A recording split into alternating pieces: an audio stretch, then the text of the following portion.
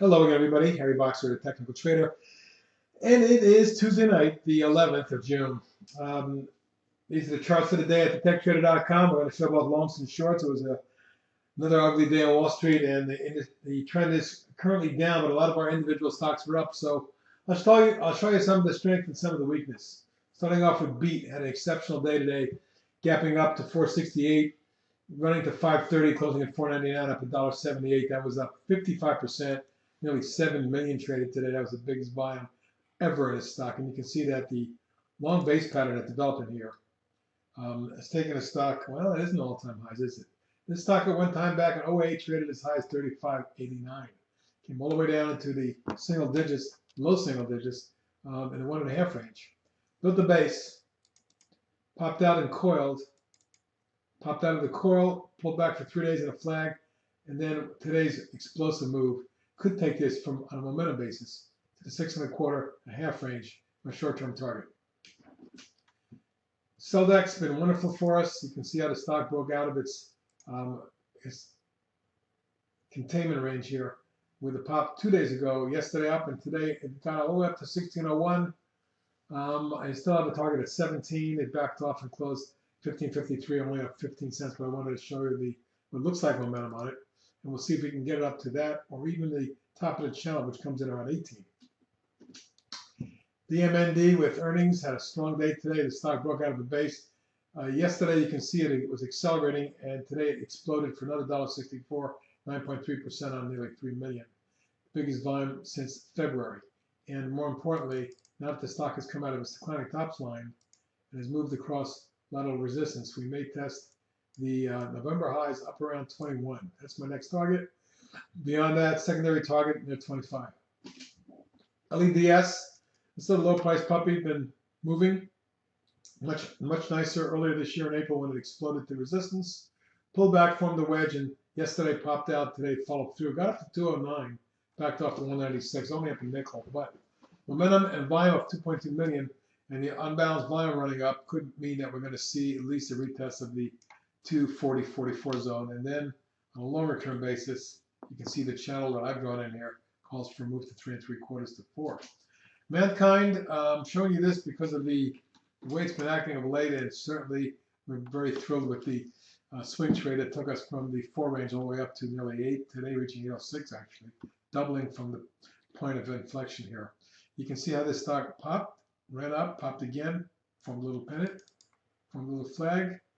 Today popped out of the flag, but it didn't close great. So I wanted to show you the pattern as it were. There is your little 5-day flag that popped out. It did close slightly above that line, so we'll see if there's a follow through tomorrow. And volume also surged to 13.6 million. Now, I'm looking for eventually a move up towards 10 plus, and that's what I'll be looking for in Mankind. PGNX, nice move today as Progenics came out of its falling channel the last 2 months. You can see that the V bottom right-handed extended V pattern, which went up to the left shoulder here, created a neckline on that kind of a hidden shoulder pattern. The right portion of it here, more of a falling wedge. That broke out. We tested the moving average, exploded in March. Then, over the last couple of months, it's come down steadily to test what I consider the new trend line here. Today, exploded off of that, up 31%. That's $1.14 to close 4 cents off the high. Nice close. I'll be watching to see whether we can get to 515, my next target. There is some resistance at 596 for my ultimate target. Could be as much as 6.5 short term. And then 735 secondary target. Tuesday morning had a big day today. You can see the overall pattern, a very bullish rising channel, but now by expanding actually. If we take this back a little bit differently, pull that down there. We got a short-term target that calls, now that it's broken out on 1.1 million above the double top, should get this up to a 12.5 roughly. It's my short-term target. Vanda, well, we reached 2 swing trade targets here and today here at the top of the channel. With momentum as strong as this on 5.5 million shares today, the biggest volume all year, you may see the stock continue, but it may need to pull back and retest and consolidate in this zone. So watch for that. But at the same time, my next target is 18, 17.5 3/4. Let's call it. XONE, the final stock on the long side today, popped for 252 or 5% today, as that group's starting to move again. You can see how the rising channel over the last several months calls for another move that could take this to 59.60, and that's my swing trade target for XONE. On the box of short side, let's take a quick look.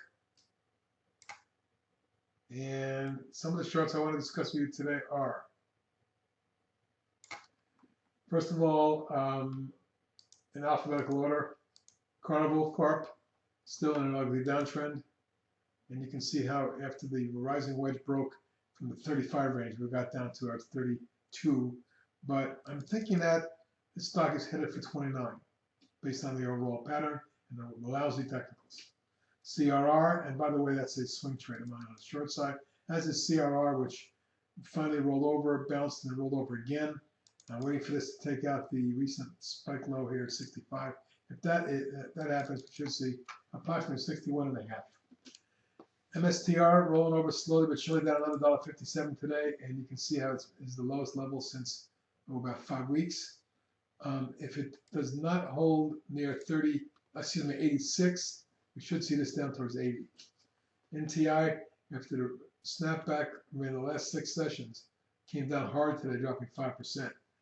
Not liking the way this looks. Basically, the moving average and the trend line and lateral price resistance here all came into play as the stock backed off.